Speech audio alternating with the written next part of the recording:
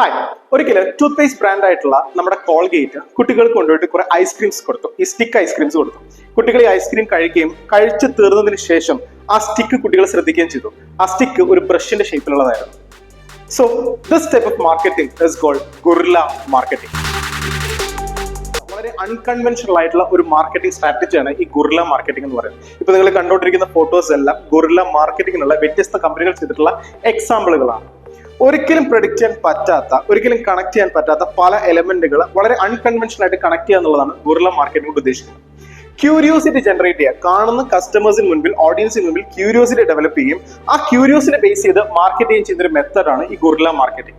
വളരെ ക്രിയേറ്റീവ് ആയിട്ട് ചെയ്യുന്ന ആഡുകളാണ് ഇത്തരത്തിലുള്ള മാർക്കറ്റിംഗ് ഉപയോഗിക്കുന്നത്. എത്ര കണ്ട് ക്രിയേറ്റീവ് ആണോ ആഡ്, അത്ര കണ്ട് ക്യൂരിയോസിറ്റി ആഡുകൾ ഡെവലപ്പ് ചെയ്യും, അത്രയും കണ്ട് ഓഡിയൻസിലേക്ക് ആ പ്രൊഡക്റ്റ് എത്തുകയും ചെയ്യും.